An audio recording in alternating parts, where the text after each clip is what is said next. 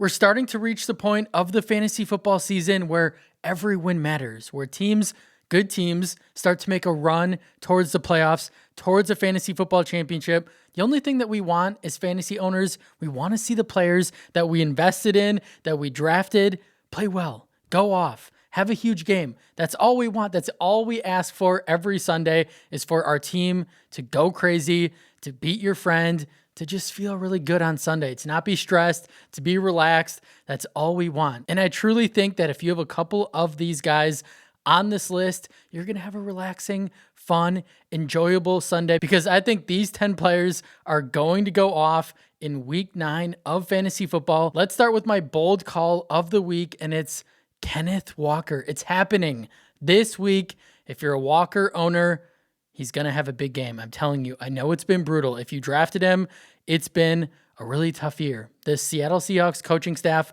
loves Zach Charbonnet with a capital L. It's been super annoying, as they prefer to use Charbonnet when it matters the most, in the red zone. They want to give him all the touchdowns for whatever reason. I don't get it. Charbonnet has 15 of the 23 red zone attempts this year. But let's talk about the good things about Kenneth Walker. Even though he's not seeing a ton of the red zone work, he's still seeing opportunities, even though it doesn't feel like it. It feels like we're being cut short because we know the talent that Walker has. We know the upside that Walker has. He's the better running back. Why is Seattle not giving him more run? Well, if you look in close, he still had 17 carries in week 7, 69 yards, 3.9 yards per carry. Obviously not great overall, but that was against a tough run defense in the Houston Texans. 6.6 fantasy points. And Walker is obviously one of the more explosive running backs in the NFL, as he ranks 4th in explosive run rate. So go ahead, Seattle. Keep giving Charbonnet those 5-yard, 2-yard touchdowns. We don't care, because Walker is bound to house a 50-yard touchdown sooner rather than later. He has that in his toolbox, something that Charbonnet does not. And since week 4, Kenneth is averaging 14.8 touches, 74.8 total yards, 43% snap share, 28% route share. Not horrible usage overall. Walker is also coming off 2 really tough matchups on the ground over these last 2 games against the Jaguars and Texans.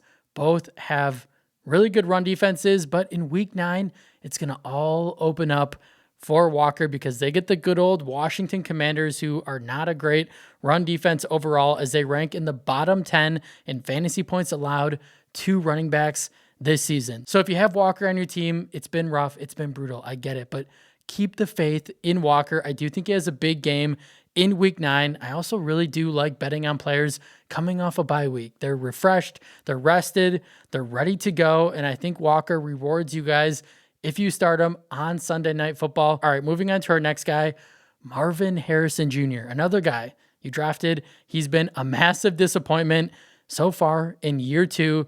And you can blame it on the drops, you can blame it on the questionable quarterback play, or just the overall nature of this Cardinals offense. Any way you slice it, it has not been great for Harrison, as he is the wide receiver 41 in fantasy points per game.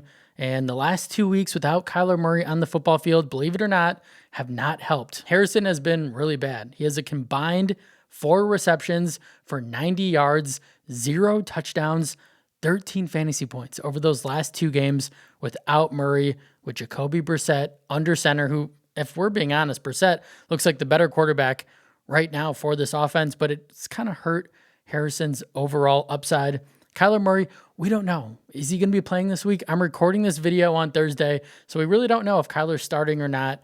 I think regardless, though, obviously for Marvin's sake, I think we want Murray out there, but even if he's not, I don't know if it matters, because the matchup is just too good against the Dallas Cowboys. We know the Cardinals are going to be chasing points in this one. They're going to be throwing a ton, as Dallas still is one of the best offenses in football, and they just so happen to have one of the worst defenses in football, which is great news, because that's how shootouts happen. You have a good offense, bad defense, and the Cowboys have given up the 2nd most yards, most touchdowns, and most fantasy points per game to receivers this season. We just saw them get shredded last week by Troy Franklin, who I do think he's a nice player, but if we're talking about like overall talent, Marvin is the more talented player at this point. But Franklin had a big game against this defense, 6 receptions, 89 yards, 2 touchdowns.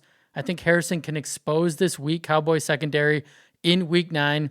It would also not shock me if we saw one of those 60-yard bomb touchdowns to MHJ in this one against the struggling Cowboys defense that has also been not really good at defending the deep ball as of late. So again, by the time you're watching this video, you're going to know what quarterback's starting. If you do have a question about what to do with Harrison, drop it down below. But I do think regardless, he needs to be started because the matchup, the game script is just too good to pass up on. All right, moving on to our next guy, Kareem Hunt. What year is it? Is it 2017? Like, Kareem Hunt being relevant in fantasy football this year is the most fantasy football thing ever because Hunt is just not a great player anymore. But I just feel like every single year he always comes back to fantasy relevancy where it's like, oh, go get Kareem Hunt. He's going to be the guy in the backfield. And here we are again. Isaiah Pacheco getting hurt. He injured his MCL, has a knee injury, and that's opened the door for Hunt to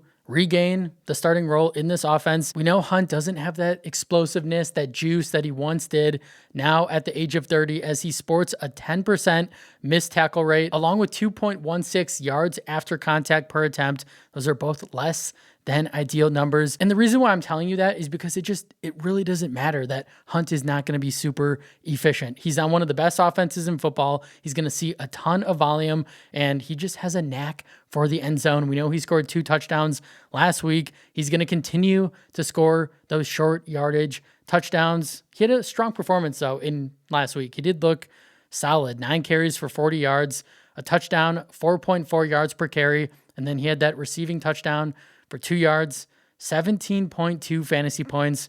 While I do think Brashard Smith, the explosive, fun rookie for the Chiefs, deserves more work on this offense, I just don't think that he's going to be that involved yet. I do think it's going to continue to be the Kareem Hunt show in week 9 against the Buffalo Bills, who are allowing the 11th most fantasy points to running backs this season. And they just lost their stud defensive tackle in Ed Oliver for likely the year. So we know he's not going to play in this one. Maybe he returns towards the end of the season, but for week 9 purposes, they don't have one of their best run stuffers on that line.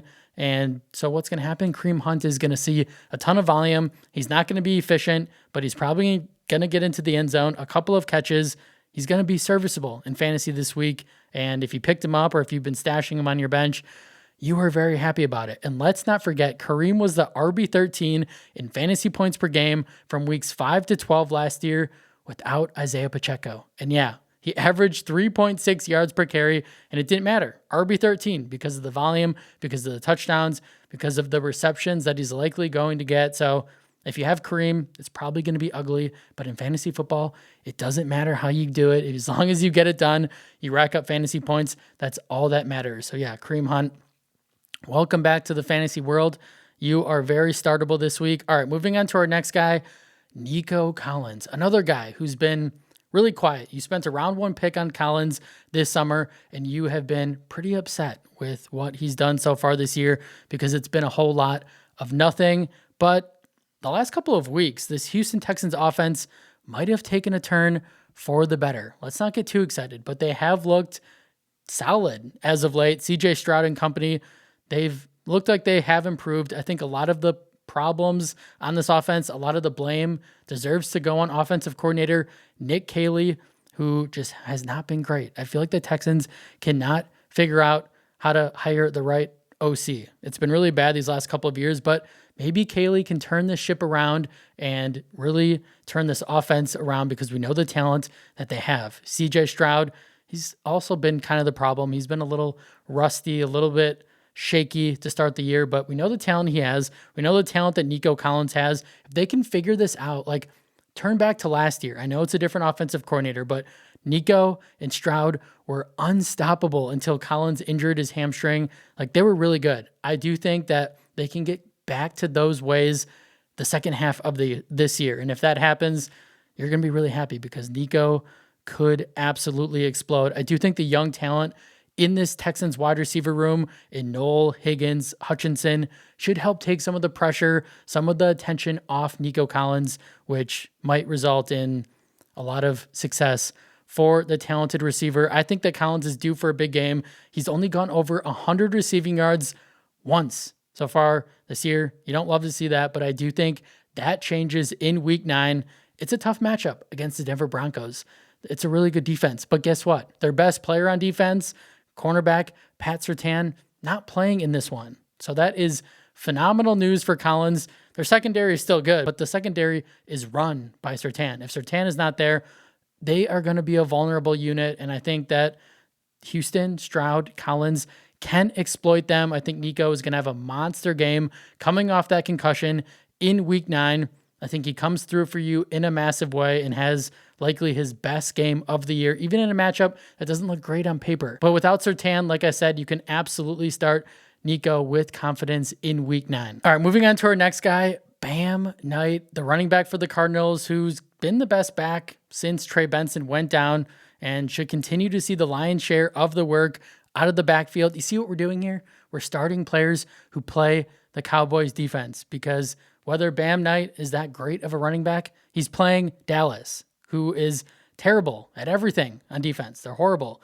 Knight has averaged over the last 2 games 46% of the snaps, 14.5 touches, 59 total yards, and Bam has scored 2 touchdowns over his last 3 games, along with scoring at least 9.4 fantasy points in every outing over that span. Here's what I'll say. This is obviously more of a volume matchup play here for Knight. I don't think that Bam is this incredible running back. I think he's a quality back, but I don't think he's anything special. But the matchup, the situation is great. He gets to play against one of the worst defenses in football that we just mentioned on Monday Night Football, in the Dallas Cowboys, who are giving up the 2nd most fantasy points per game to running backs this season, along with ranking 5th in rushing yards and 2nd in receiving yards allowed to backs this year. I think Knight is a strong flex play this week and is a good bet to fall into the end zone. We don't know who's going to be the quarterback, and my only concern with Knight is that the Cowboys get up big really early, and then the Cardinals are like forced to just throw the football. That could kind of make Knight disappear. So that's my only concern here. But outside of that, the matchup, the usage is all there. I think Knight should have a really quality performance. And like I said, he probably scores a touchdown. All right, moving on to our next guy, Michael Pittman Jr. What the heck is going on with this Colts offense? I feel like I almost just put Pittman on this list because I want to talk about this Colts offense. Like, it has been absolutely crazy. Everything that has transpired this year, like the offseason, I would have never called this. I did not call this. Like, who would have thought Daniel Jones, who has been such an average at best quarterback in New York, would come in here and be leading one of the best offenses in football this year? Like, who would have thought? I'm really shocked. Like, the Colts are one of the best offenses in football. It's insane. And MPJ is pacing for a monster year. You may think that this is obvious having him on this list, but it was because I wanted to talk about the Colts, and I want to let you know that Pittman is going to continue to eat. This man already has 6 touchdowns on the year, which ties his career high, and is the wide receiver 7 in fantasy, coming off a huge game in week 8, 8 receptions, 95 yards, a touchdown on 9 targets. He had that crazy catch in the end zone, 23.5 fantasy points, 25% target per route run rate, and has scored 20 plus fantasy points in back-to-back weeks. And he's doing all of this while playing alongside Jonathan Taylor, who just scores 3 touchdowns every single game. Like, that in itself is impressive.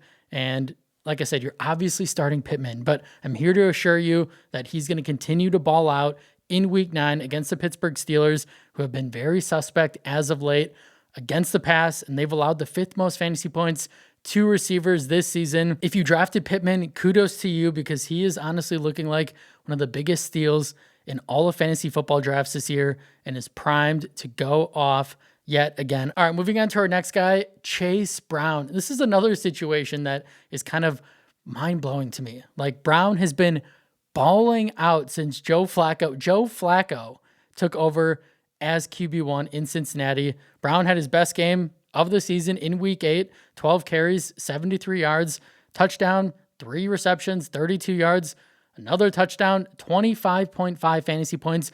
This is the Brown that we all drafted this summer, and we kind of thought, it was not going to happen this year. But Jake Browning went to the bench. 40-year-old Flacco came in to save the day and supercharged this offense and elevated all the talent around him. Chase Brown, obviously Jamar Chase, and T. Higgins sprinkled in as well. It's been amazing to watch. It's been a huge relief if Brown is on your fantasy team. And this Bengals offensive line, did they just all hate Browning? Because this Bengals offensive line looks like the offensive line we thought they were going to be heading into this year. All the talent that they have across this unit, all these first-round picks is finally starting to play like a quality line. They finally learned to block. It's been really nice. And Brown, since week 6, is the RB14 in fantasy points per game, averaging 13 touches, 85.6 total yards, while seeing 8 of the 11 red zone rushing attempts, and ranks 13th in yards after contact per attempt, 16th in missed tackles forced. Even with Samaje Perine not going away, I don't know why Perine has a role on this offense, but he does. It's annoying. Doesn't really make sense to me, but regardless, Brown is still producing a lot of fantasy points, and I think he's going to continue to do so in week 9. And another good matchup against the Chicago Bears, who are allowing the 11th most fantasy points per game to running backs this season. So if you held on to Chase through the rough stretch to start the year, you are now being rewarded. All right, moving on to our next guy, Wan'Dale Robinson for the Giants, who's coming off a tough game against the Eagles in week 8, 3 receptions, 48 yards on 4 targets, 7.8 fantasy points. But he's been really good this year with Jackson Dart under center, as he scored 15 plus fantasy points in each of his last 2 games, along with 19 targets over that span. Dart is going to need all the help he can get now on offense, because Malik Neighbors done for the year, Cam Skattebo done for the year. If you're a Giants fan or a fantasy owner of one of those 2 guys, it's been depressing. It's been brutal. It doesn't feel fair. I feel horrible for Jackson Dart, who is going to be a superstar at quarterback in the NFL, and he's just losing weapons left and right. Can you imagine if Neighbors and Skattebo were healthy right now? Like, Dart he could be a fantasy superstar. He could be a top 10 fantasy quarterback by the end of this year. Like, he could be on a Jaden Daniels type of pace if he did not lose out on all that talent around him. But who's going to step up? That's why Robinson is on this list. There's just no one else now in this offense to help Dart move the football. Wan'Dale is going to continue to see a lot of volume on this offense, along with Darius Slayton. And the matchup in week 9 is better than you think against the San Francisco 49ers, who have been cooked by slot receivers all season long, as they are allowing the most yards and 3rd most touchdowns to the position, along with the 4th most fantasy points per target to slot receivers, where Wan'Dale runs most of his routes, in a game where the Giants are probably going to be chasing points in this one, trying to keep up with the 49ers offense. So I do think Robinson kind of gets back on track and is Dart's top target in the passing game, and has, 6 receptions, over 80 yards, and a score in week 9. All right, moving on to our next guy, Kimani Vidal. All this man does is continue to prove his doubters wrong. He looks like a really good running back. I know it's been a small sample size, but what he did against the Vikings last week was ultra impressive against a tougher defense than the Miami Dolphins, right? Like, it doesn't matter. Vidal produced either way, and he racked up 23 carries, 117 yards, 5.1 yards per carry, found the end zone, 1 reception for 10 yards, 19.7 fantasy points. This man was picking up chunks on what felt like every single play. He was getting to the second level. It was really fun to see. And since week 6, Vidal is the RB10 in fantasy points per game, averaging 19.4 touches and 100 total yards, and has topped 125 yards and 19 fantasy points in 2 of his 3 starts. Like, he's been really good. Like I said, this is his backfield. Hassan Haskins dealing with a hamstring injury, probably not trending to play, but even if Haskins did play, Vidal has earned the workhorse role on this really good Chargers offense, and he ranks 3rd in explosive run rate, 14th in yards after contact per attempt. He's been extremely impressive. He's likely going to have the backfield to himself again, like I just said, and I would expect Vidal to keep things rolling in week 9 against the Tennessee Titans, who haven't been great against running backs, as they are allowing the 3rd most fantasy points per game to running backs this season. I would also expect the Chargers to be up big early in this game, and they can just kind of feed Vidal to close out the win, because there's no way Tennessee beats the Chargers. I think it's going to be a lot of running, and if you were able to snag Vidal off the waiver wire. Congrats to you because he looks incredible and he's going to continue to produce a lot of fantasy points for your team. I think he has another very strong performance yet again in week 9. All right, moving on to our next guy, Travis Hunter. Of course, right when I put him on the video, he pops up on the injury report on Thursday with a knee injury. We are recording this video on Thursday. So by the time you're watching this video on Saturday, you're going to likely know if Hunter is playing or not. Hopefully he plays because he was trending to be heavily involved in this Jaguars offense coming off the bye. It'd be really tough if all of a sudden he's just out with some injury. That's all I have for you guys today. I really appreciate each and every one of you. If you enjoyed the video, if you have enjoyed what we're doing on this channel, consider leaving a like, subscribe to the channel, comment down below, and I'll see you in the next one.